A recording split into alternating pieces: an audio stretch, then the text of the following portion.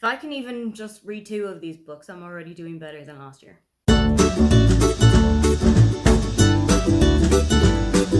Hi, welcome, come on in. My name is Aoife, and today I am taking you through the books that are going to self-destruct in 2026. That means that if I have not read these books in 1 calendar year from today, they have got to go. Doesn't matter if it's one of my favorite authors, doesn't matter if it's something that I'm meant to pick up but I just never got around to. I am going to have to kick these books out. If I can't reach for them within a year that I have put them on a specific timeline, am I ever really going to? I've done this for the last couple of years and I have not been very successful with 2025's picks, to the point that I've only actually read 1 book off the list. So I have narrowed the numbers down from 12 to 10. And let's see if that will make a little bit of a difference. Let's see if these are books that I am actually going to reach for, or if they are just gathering dust on my shelves. First one up is The Beach Holiday by Isabel Broom. Now, I've really enjoyed Isabel's books in the past, but it's a genre that I've kind of strayed away from.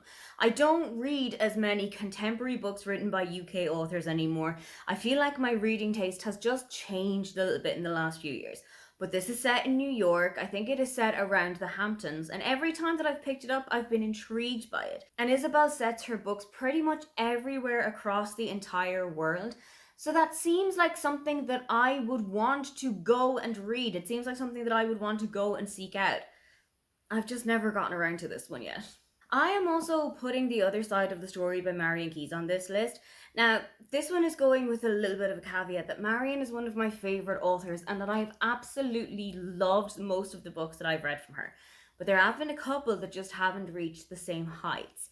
I am hoping that this is going to be in the former category and that this is going to be a book that I'm going to look back on for years to come. However, I have listened to the audiobook of some of this and I have read the first chapter of it as part of a video I did before. It didn't immediately grab me, but I'm hoping that if the stars align and if the timing is just perfect, I'm going to want to pick this up and I'm going to have a great time with it. I've never read anything by Miranda Dickinson, but my friend gave me a copy of The Day We Meet Again a couple of years back. And I really need to read this one, or I'm going to have to send it back to her unread with absolutely nothing to talk about with it. I really hate the fact that this has been lingering on my shelves for, I think, nearly 5 years by this stage. It's coming to a point now where it's starting to get a little bit embarrassing that friends of mine are giving me books, asking me what I thought about them, asking me how I experienced the read, and I haven't even picked it up yet. This is kind of like a fated meeting. If we come back in the future and like the stars align, then this is going to be the perfect relationship for us. Like I said, I'm kind of moving away from contemporary UK authors, but I'm interested to give this a try, and let's just see how I get along with it. I really enjoy kind of magical realism stories, so when I saw that there was a little bit of that in Primetime Romance by Kate Robb, I was really intrigued by it because it's about a woman who wakes up on the set of one of her favourite TV shows. I'm intrigued by the concept of that, but I've also seen it done in a novel love story by Ashley Poston and it didn't work for me. I'm hoping that that was just a glitch in the universe because Ashley Poston has always worked for me in the past.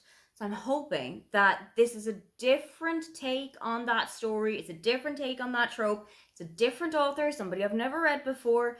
And maybe I'll get on a little bit better with it this time. If you were to initially ask me what it was that made me interested in Ride the Wave by Catherine Riley, it would be this. It would have been The Sprayed Edges. I don't think that that is enough of a reason to keep a book on my shelf anymore. I've also never read a book that is set in Portugal, so I'm hoping that this is going to be a really interesting one to go with. I love the idea. It's 2 rival surfers who meet at a competition and fall head over heels with one another. I love that kind of rivals to lovers thing that it has going on. But I just feel like the aesthetics isn't enough of a reason for this to stick around any longer than it needs to. So if I haven't read it by 2026, it's going to have to look pretty on someone else's shelf. My dad gave me a copy of You Are Here by David Nichols. I've had ups and downs with David Nichols in the past. I really enjoyed One Day, but that took me about 2 or 3 times to actually get into the meat and bones of the story. I really didn't like Starter for 10, however, and I DNF'd Us after about 10 or 15 pages. So I just don't know if his writing style is going to work for me. But I'm willing to give him another try. I am willing to give it one more shot, and I am willing to see if this one is going to work. The Split by Laura Kay is a book that has been on my shelves for about 5 years by this stage.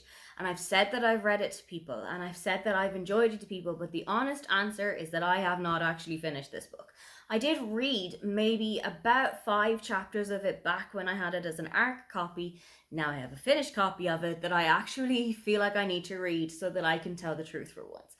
I feel like this has been on my shelf for so long that I just owe it to this book to decide what I'm going to do with it for the future. Is this going to stay on my shelf just lingering around, or am I going to actually read it? So I have given it that little ticking time bomb of 1 year for me to actually get my act together and read this. Now, I've read other Laura Kay books before. I have enjoyed her writing style. I have enjoyed the characterization and the stories that she tells, but I've never actually finished her debut novel.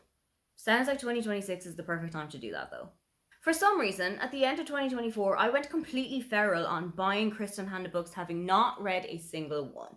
I picked up one a couple of months ago, didn't really love it. I picked up another one a few months later, didn't really love that either. But I'm going to go in with one last try. I'm going to go with a Hail Mary of the Four Winds. I have heard so many people love this one. I've heard so many people talking about this one. I know that this is going to be the historical fiction for which Kristen Hanna is really famous and well known. Let's see if I can get over any kind of hurdles or stumbling blocks that there are in my head. I don't know if it's a writing thing. I don't know if it's the narrator of the audiobooks. I don't know if it was the wrong time of year or the wrong place in my life that I was reading it.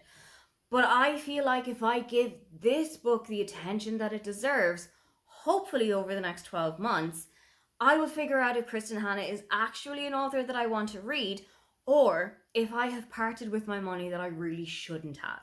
I've never read a Kennedy Ryan novel, but Before I Let Go was one that I got in a book box a couple of years ago. I've heard a couple of trigger warnings that I don't know how I'm going to react to them, but I am intrigued enough by the story to go into it and see what it's going to be like. I've also heard some really great things about Kennedy Ryan as a writer, and I think I have another book of hers on my NetGalley shelf, so I really need to read this one so that I can go into the second book in that series. But I haven't actually picked this one up yet.